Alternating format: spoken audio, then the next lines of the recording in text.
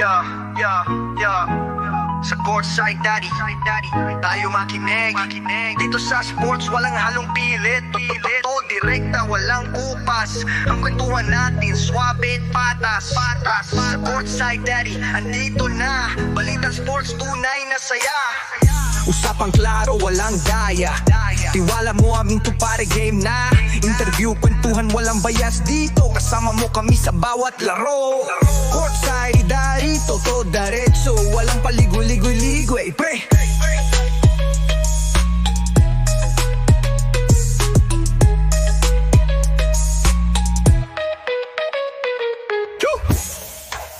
Sa courtside daddy, tayo makinig. Courtside daddy, tayo makinig. Dito sa sports walang halong pilit. To direkta, walang kupas. Ang kwentuhan natin, swabe at patas. Courtside daddy, andito na. Balitang sports, tunay na saya. Usapang klaro, walang daya. Tiwala mo aming pare, game na.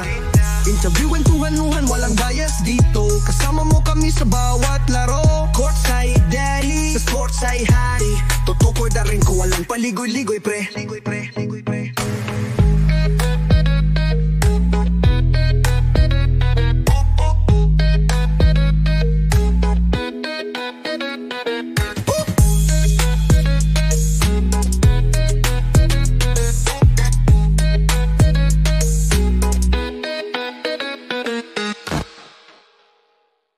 Alright, welcome to another episode of Courtside Daddy. Ako po ang yung certified Courtside Daddy, Rayu Policarpio. Kamusta po kayo? Our next guest for today is a certified hooper. Sinasabi nga nila, the next Ja Morant ng Pilipinas, mga kababayan, mga ka-courtside. Nagpakita to sa palarong pambansa, nag-viral po yung video niya. He is currently studying in San Beda, Rizal right now and incoming 4th year. So, kaabang-abang ang bata na ito at excited po kami lahat dito sa Courtside Daddy na may interview namin siya at makakausap natin. Kilalanin natin ang next superstar ng Pilipinas, Mr. Andre Ugadan. Palakpakan naman tayo dyan. Woo! Kamusta, Andre? Okay lang po. Na medyo nahihiya si Andre. First, ano mo ba to? Na may podcast ka? Yes po. Talaga? Opo. Ano naman, nakakatuwa naman at sa Courtside Daddy ka first nagpa-interview, Andre. Kamusta ka na? Okay lang naman po. Medyo kinakabahan. Huwag kang kabahan. Masyado kaya yata na-intimidate sa producer natin. Mabait yan.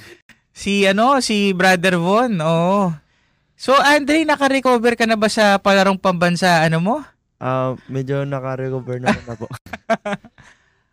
Nagulat ka siguro sa reception ng mga tao. Opo. No, hindi mo akalain nag-viral. Alam mo, Andre, bago natin na pag-usapan yung palarong pambansa, gusto ko namin kilalanin. Siyempre, dito sa Courtside Daddy, gusto natin alamin kung saan nanggagaling yung kausap natin, di ba? Ano pinagmulan. Diba? So, taga saan ba si Andre? From Isabela po. Oh, saan sa Isabela? Sa Tumawini po. Oh, maraming magagaling na basketball player na nanggaling dyan, ha? Opo. Sinong mga kilala mo na nag-PBA na galing Isabela? Sila Tito Ricky.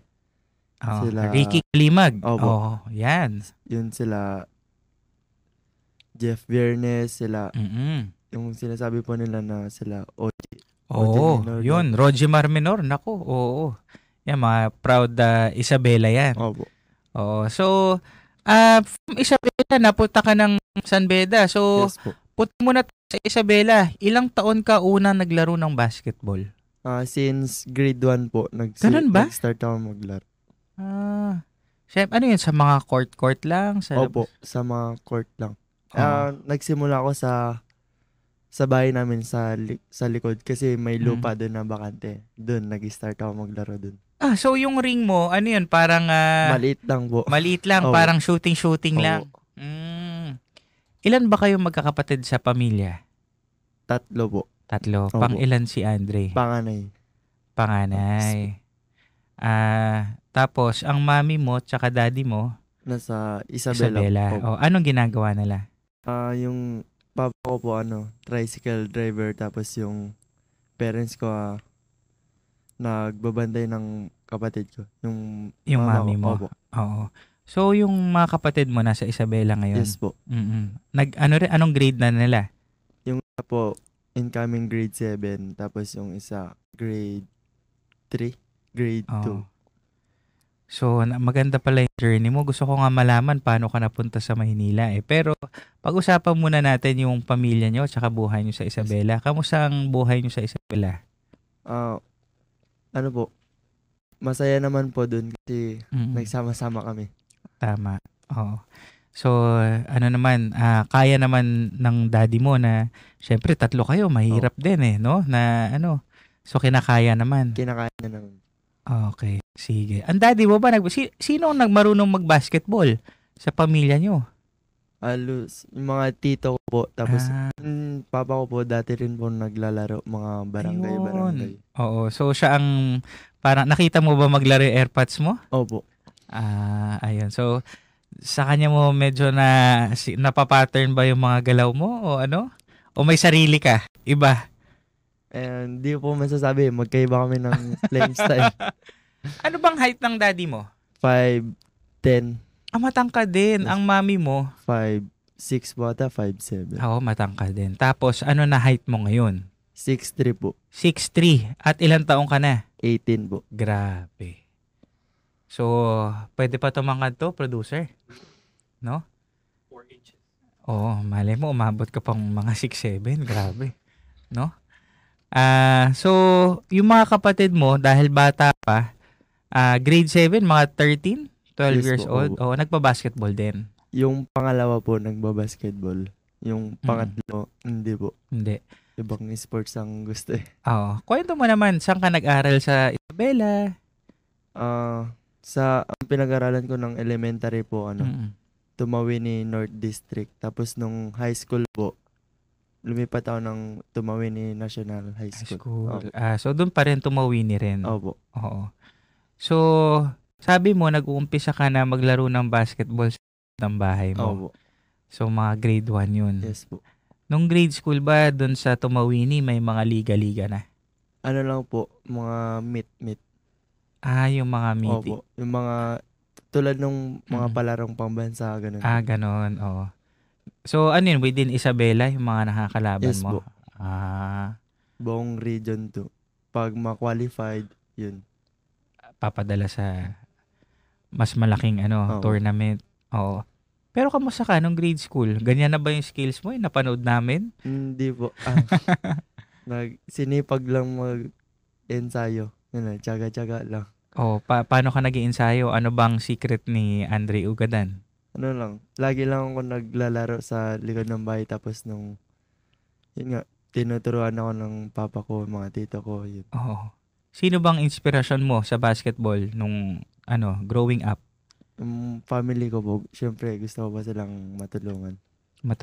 So, kasi syempre pagka sumikat ka at ikaw ang makakatulong sa pamilya mo, 'di ba?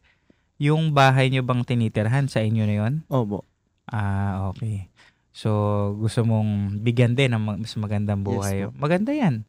Kasi usually mga galing probinsya ganun talaga. Kumbaga para pumupunta sila sa Maynila para makatulong sila sa pamilya nila, 'di ba? Yes.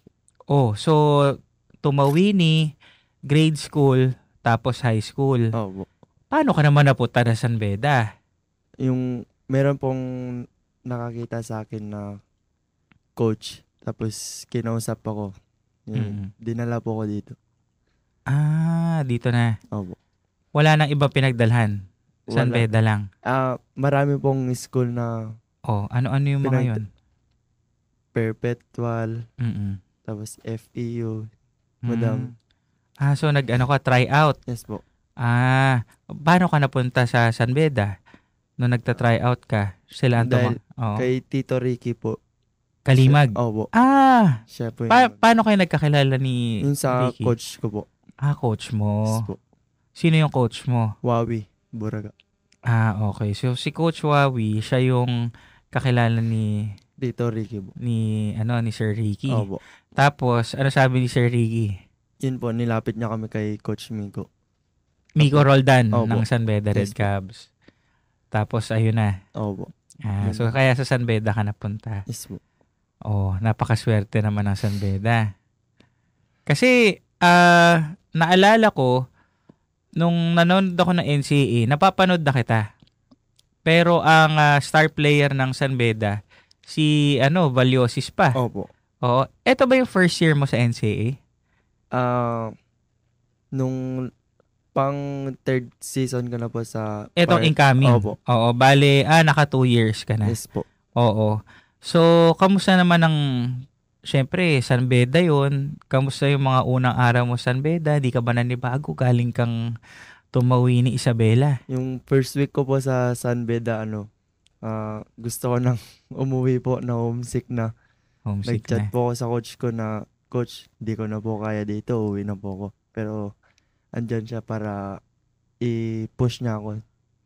Ano sabi ng coach mo? Wag ka umuwi kasi sayang yung pinaghirapan mo, andyan ka na. Oo nga naman, kita mo naman, no? Kung umuwi ka, walang gano'n na, 'di ba? Sa palarong pambansa na platform, Yes, 'di ba? So hindi ka umuwi, hirap na hirap ka, parang na homesick ka. Opo. Ano bang kalagayan mo doon sa San Beda?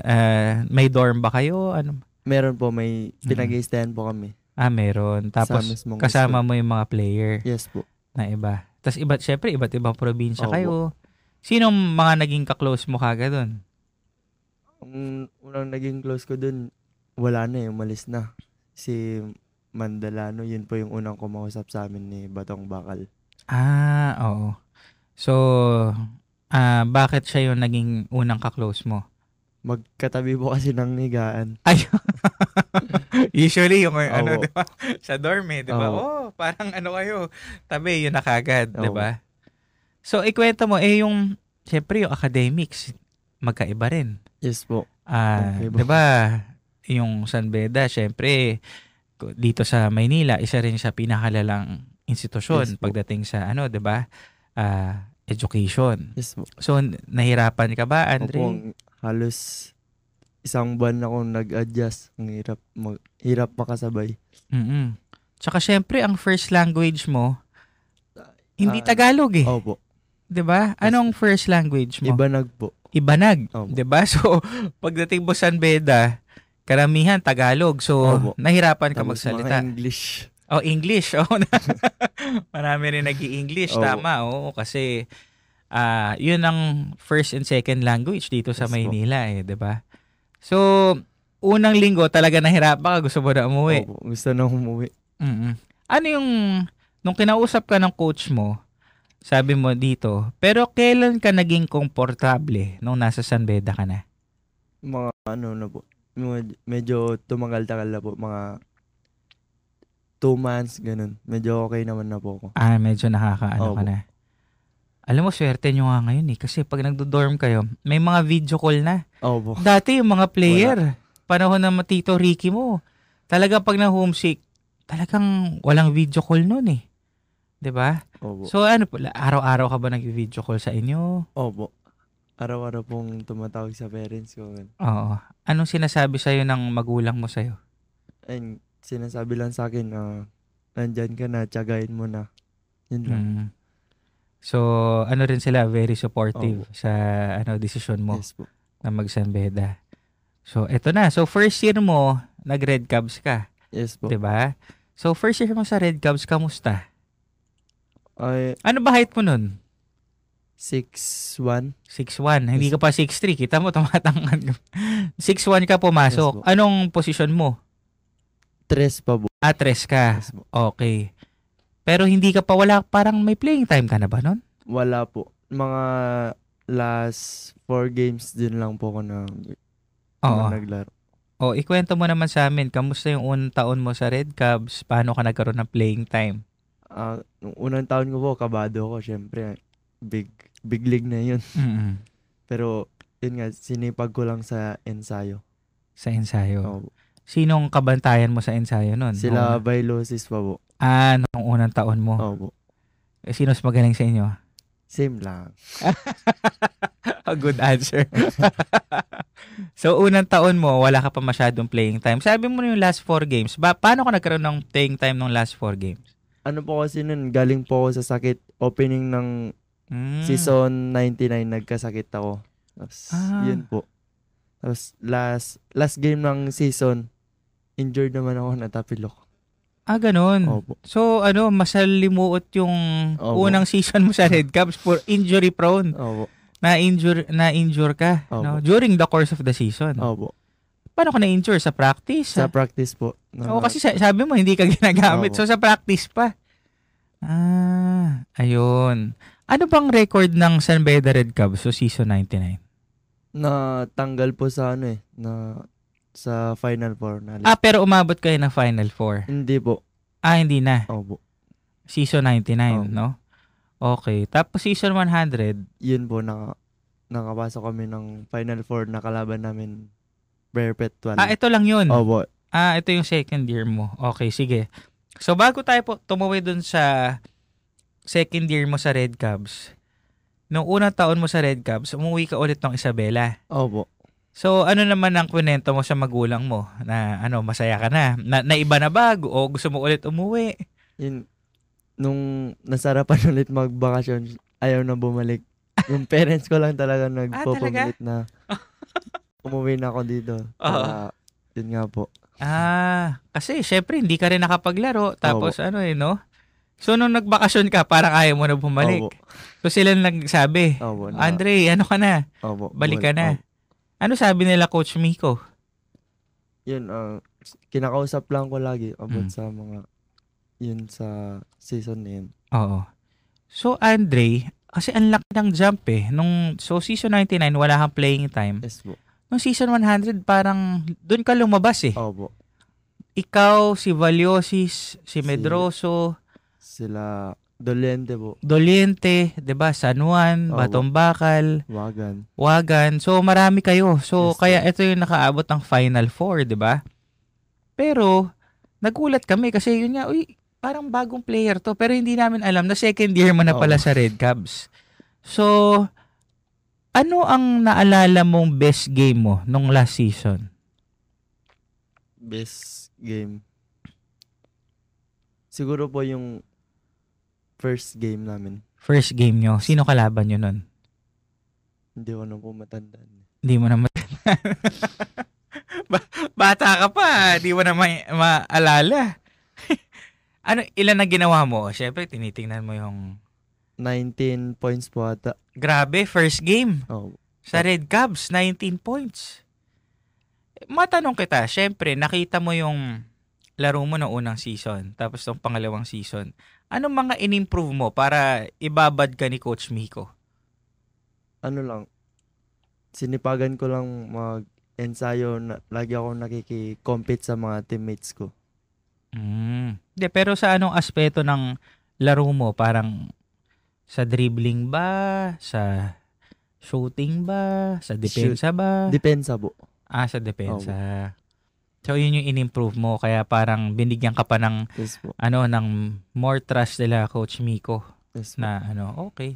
Saka mahaba ka sa, 3 ka pa rin ba last season? Stretch 4 po. Stretch 4. So, medyo 6'3", no? For high school, medyo matangkad yun. So, ayun. Yan yung mga highlights mo. Yan, nakikita natin, Tama. Nakapag-dunk ka ba? Nung NCAA? Season 100? Oo. Opo. Kapag-dunk ka? 3 beses po ata. Pero hindi ka tulad ng highlights sa palarong pambansa, no? Opo, Kasi kung ganun yun, nag-viral na kagad sa NCAA, di ba? So, kasi ibang-iba yung laro mo doon sa palarong pambansa So, siguro parang ito yung breakout year mo. Opo. Nag-umpisa sa NCAA, papuntang palarong pambansa. So, kwento mo naman sa amin tong NCAA season, tong second year, kasi ito na yung nabigyan ka ng break, 'di ba? Nakaka-score ka na, may playing time ka. Ano nangyari? Ano masasabi mo sa last season mo? Thankful ako dahil yun nga, lumabas na po yung laro ko. Oo. Yun lang, sipag-sipag lang sa pag-iensayo. Oo. So, kamusta syempre nakaabot kayo ng Final Four, Yes, 'di ba, sa NCAA. Pero tingin mo, ano yung mga dapat pang sana nagawa nyo as a team para umabot kayo ng championship? Bakit kayo kinulang? Siguro nagkulang kami sa sipag sa depensa. Mas inuna namin kasi yung offense. Yung offense. Sa defense. Oo. Sinabi mo kanina na perpetual ang nakalaban nyo Yes, sa Final Four. Ang pagkakatanda ko, tinalo nyo yung perpetual. Elimination. Nung eliminations. Wala po ko nun nung elimination. Di kaya ikaw ang ano? Ano po, na suspend po ako 1 game. Pero tinalo nyo rin yung perpetual nung preseason, di ba? Opo. Tapos, nabawian lang kayo kasi twice to beat ang perpetual, hindi na kayo nakaganti. Hindi na po. No? Kasi ang NCAA Juniors, single round robin lang. Opo. Okay. So, 2 beses yung tinalo perpetual nung preseason. Tsaka nung eliminations. Tapos, nabawian kayo ng Final Four. Pero kaya-kaya naman, sana. Kaya naman. Oo. Ano yung nagkulang doon sa laro nyo na yun ng Final Four? Tingin mo? Kami, kanya-kanya. Nagkanya-kanya. So, hindi mo rin napakita yung best mo. Opo. Parang ganun. Kinulangan talaga kami. Nagsarili na. Kasi gusto lahat gumawa, ganun. Oo. Ayun. Pero may napanalunan ka bang awards nung NCAA? Wala po. Wala. Meron sana. Kaso yung sa suspended po. Ay, tama ka. Ano nga dapat yun? Mythical. Mythical selection. Oh. Oo, kasi sa NCAA, ang rules nila, pagka na-suspend ka, you're forfeited in any individual awards. Diba? So pinagsisihan mo ba yun? Opo, super pinagsisihan ko po. Oo, kasi sayang diba? Minsan lang. Achievement na po yun Oo, totoo. No? So, ito na. So, after mo na second year sa Red Caps, na-eliminate kayo, umuwi ka na naman ng probinsya. Opo. Bakasyon po kaagad. Bakasyon na naman. Ano naman na feeling mo nung umuwi ka? Ayun, kinento ko yung season na yun sa family ko. Yun, thankful naman ako na nag-enjoy kami sa season na yun. And yun, binigay namin lahat ng best namin. Oo, very supportive naman sila. Nakapanood na ba sila ng game mo dito sa Maynila? Opo, minsan nung season 100. Pumunta sila. Opo. Sa Phil Oil Arena ba to? Opo. Maganda ba pinakita mo nung game na yun? Opo. Yun po yung time na ako na yung gumagawa pero nagpadala ako sa emosyon kaya na-thrown out ako. Baste po at kalaro nun. Pero nanalo ba ang San Beda? Opo. Nung game na yun? Talaga. Pero na-thrown out ka? Opo. Pag natalo po yun, sa akin sisi nun. Oo. Kasi dumikit po yun oo. So, dun sila nanood. Opo. Ano sinabi nila sa'yo after the game? Yun, pinagalitan po. Pinagalitan ka? So, after nun, anong umuwi na sila?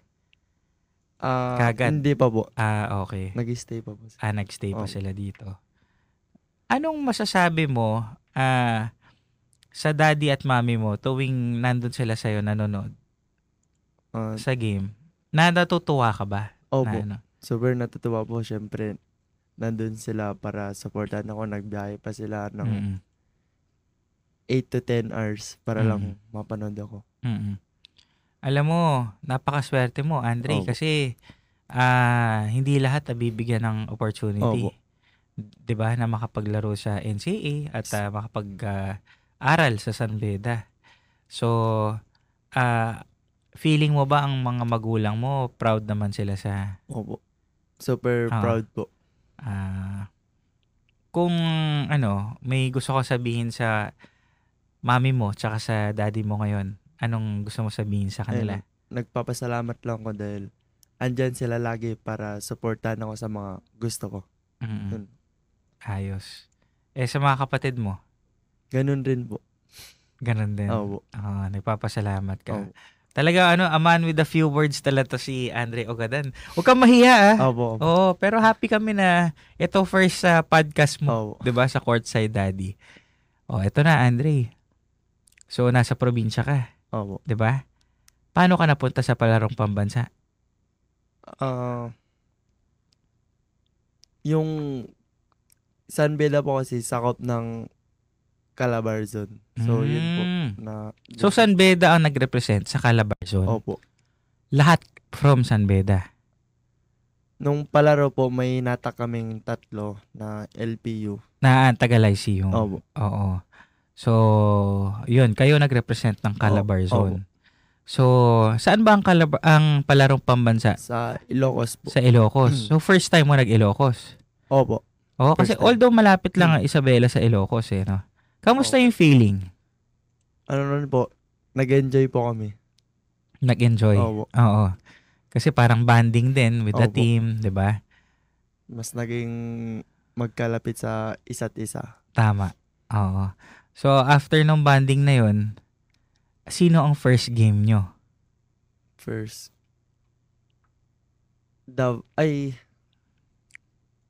CVRA po ata yun. CVRA. Ito na ba yung nag-viral yung video mo, no? First game? Opo, yun po yun. Ito na yun no? Opo, yung dunk ka ng game. dunk Opo. no? Do we have a video of that? Shuhaid? Ayan no? Sino nagkumuha ng mga video na to, Andre? Yung mga vlogger po dun. Grabe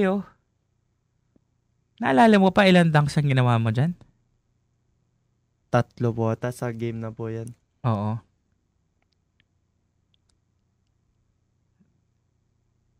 So, wala kang idea na may mga ganun na vloggers, no? Wala po. Hindi mo inakala na talagang nag-viral siya. Talagang millions of views, iba-iba.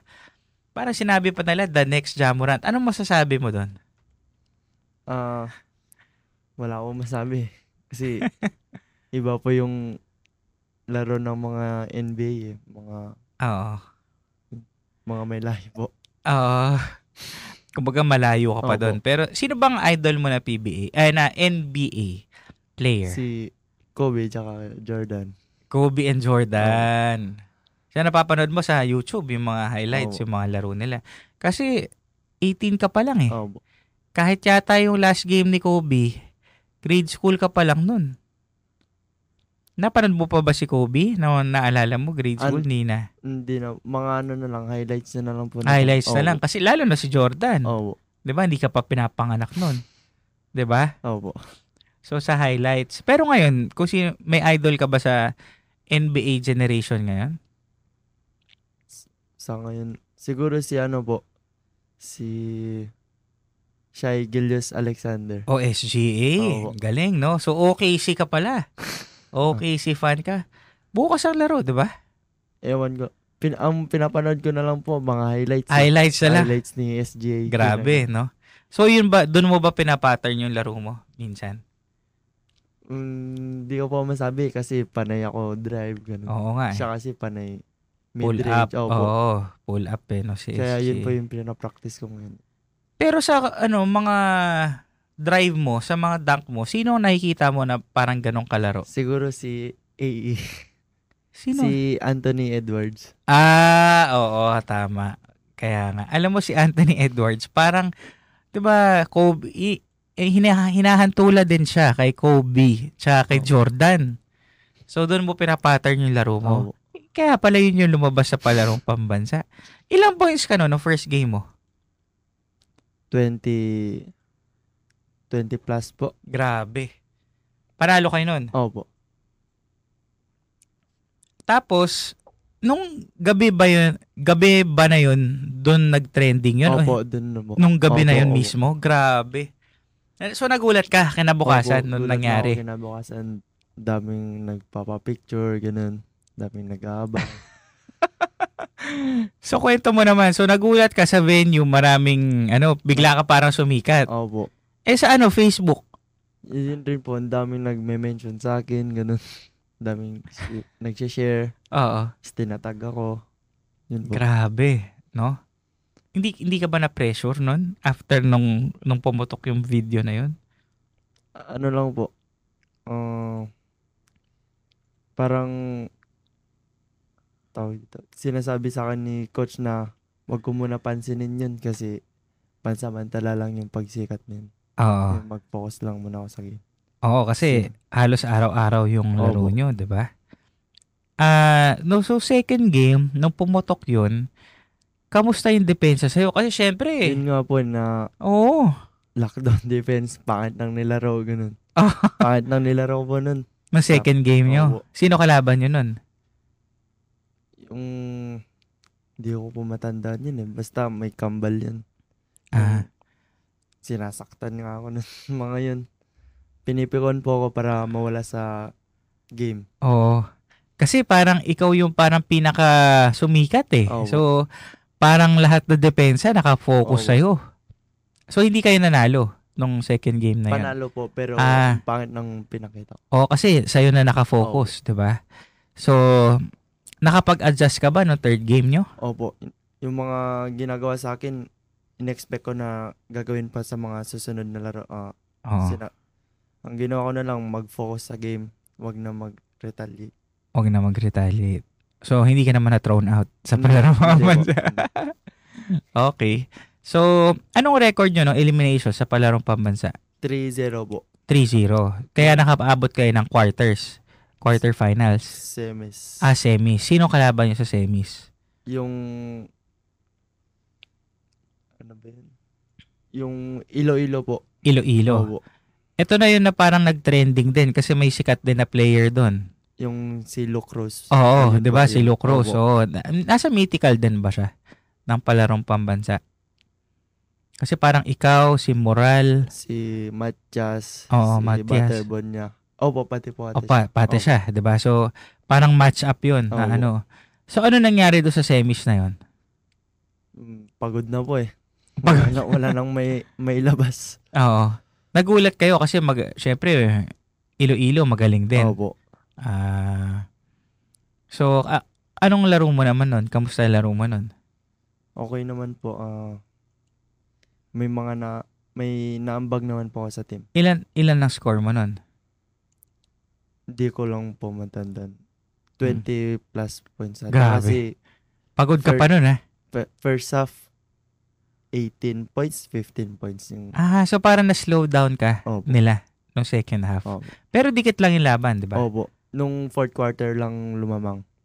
Last 2 minutes po ata. Last 2 minutes, So, yun na. So, parang, kamusta ang first ever mo na palarong pambansa mo ba yun? Kamusta naman? Yun yung, good experience po sa amin dahil naranasan yung palaro. Oo.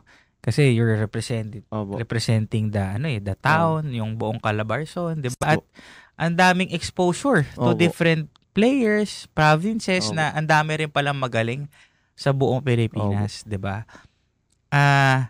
Ano ang naging impact ng palarong pambansa sa'yo? Marami bang tumawag sa'yo, nagparamdam na school? Siyempre, parang bigla ka sumikat eh. Sa ngayon po, wala pa naman pong wala. Oo. So, sana wala, no? Kasi baka magalit si San Beda o baka inaano sa San Beda. Pero sure naman, next year sa San Beda ka pa rin maglalaro. Depende po sa family ko. Depende sa family mo. Pero magfo-4th year ka. It's your last playing year, 'di ba? Grade 12. So hindi ka pa nagde-decide kung saan. Hindi pa po. Pero anong lamang? Anong school? Baka ang goal po kasi nila mag-U up ako. Pero depende pa rin po kung saan ako magagamit. Kung saan ka magagamit. Tama naman. So hindi pa sure ang na next year na mag-ano ka. Na magsa-San Beda ka. Okay. So, gaano kalaking factor yung desisyon ng parents mo at desisyon mo? Syempre, bata ka pa. Although syempre may sarili kang gusto. Yes po. 'Di ba? Although may gusto rin sila. So, paano yung pag kunyari magkaiba kayo ng desisyon? Mas papakinggan ko na lang sila kasi sila yung may alam dun eh. Sila? Oo. Susunod na lang ako. Pero may kumakausap na ba sila sa kanila? Ewan ko lang. Schools? Oo. Feel ko po wala. Wala pa. So sa ngayon, mukhang stay ka muna. Oo. Sa ngayon, no? So, syempre, if there will be offers, kasi nag-viral ka, 'di ba? So, magulang mo munang Opo. ang sasagot. Okay naman yun. Kasi Yes po. para at least sila, syempre, sila nagpalaki sa'yo, Opo. diba? Tsaka Pero iba rin na ikaw nakikita mo rin yung competition dito sa Maynila, diba? Yung mga kuya mo na nasa Red Cubs, nasa na sila? Lahat ba, saan mga school sila napunta? Si Marky, tapos si Dolente nasa LPU. Nasa Sa LPU. LPU po ata. Tapos Oo. ang nasa Lions naman sila MJ, Medro. So, si Batong Bakal. Yun po. Tapos yung iba po, hindi ko na po alam eh. Oo. Pero nag-uusap pa rin naman po. May GC kayo. Opo. Wala naman na, kung saan pumunta isa, doon tayo lahat. Opo. Wala namang Opo. ganun. Kasi, this year, if ever magsistay ka sa San Beda, sino-sino ang mga player? Sa Red Cubs ang matitira. halos lahat po ubos eh. Pag Oo. tapos itong season. Kayo. Ubos po kami. Oo, ubos kayo. 8 po ata mamawala. Madami din yun. Pero, ayaw mo bang gumante? Doon sa lahat ng talo niyo sa Red Cubs? Ngayon, babawi po kami. Mas pagbubitayan namin. Okay. So, itong high school, kumbaga, kasi mag-grade 12 ka na. Opo. 'Di ba? Parang kung gusto mo bumawi, ibig sabihin ba sa San Beda ka pa rin? Sa ngayon, hindi ko po masasabi. Hindi pa masasabi. Kasi summer pa. And you Opo. have the option. And I think in high school right now, parang walang residency. Opo. Wala, no? So you can play right away kung anong school ang mag-ano sa'yo. Kung anong mapili mo na school. Sige. Pero, feel ko mag-stay pa rin ako kasi nangako ko sa San Beda na mag-stay ako eh. Tsaka, parang ang tagal na rin yata hindi nagsa-champion yung San Opo. Beda. 'Di ba? So, marami ring ayun, sabi mo yung mga players na galing Isabela na talaga naging successful din sa San Beda. 'Di ba? So, matutuwa San Beda niya pag nag-stay ka for grade 12. Ngayon, you have the option naman to transfer later on pag college. Opo. 'Di ba? Yun po yung plano namin family. Ayun naman. So, ang mo ngayon, mission mo ngayon sa buhay is to give championship sa San Beda. Opo. That's very good to know. Kasi, rin eh. Kumbaga, after pre-pandemic, post-pandemic, hanggang Final Four lang. So, pagka nag-umabot yung final San Beda, we know that San Beda is one of the most storied, if not the most storied high school basketball program in the country. And produced some PBA greats, na nasa top 50. Yes po. Greatest players like Benji Paras, Ronnie Magsano, Chito Loizaga. Ang dami. Yes. Na galing San Beda. So, do you aspire that? I mean, after college, syempre, step by step, sa high school ka pala ngayon, 'di ba? Syempre, magka-college ka later. Yes po. Gusto mo bang mag-PBA o gusto mo pang more than PBA?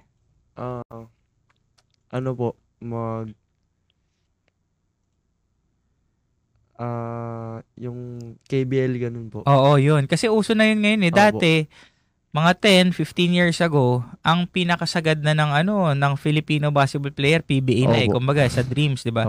Ngayon, ang dami na option. KBL, oo, di ba? So, yun din. Gusto mo rin later on, no? Kung mabibigyan ka ng tsansa. Yes po. Di ba? Siyempre, okay din. Gilas. Gusto mo ba mag-Gilas? Opo, siyempre, gusto ko represent yung Pilipinas. Iba na yun, siyempre, di ba? So, kailangan pagbutihan mo pa. Yes po. Kasi, alam ko, parang meron ding comment si Coach L.A. Tenorio. Yes po. Di ba? Na parang napanood ka niya. Opo. Na okay ka raw. Wala pang call up sa Gilas. Wala pa po. Overage na po eh. Sa 16, pero Opo. syempre may under 19 pa. Pati po ata 18 under tsaka 19. Kasi yung 18 under 2026 pa gaganapin. So 19 na ako nun. Oo. Hindi na papasok. Oo. So, but did you know that Coach L.A. Tenorio is also a former San Beda Red Cub? Magaling yun.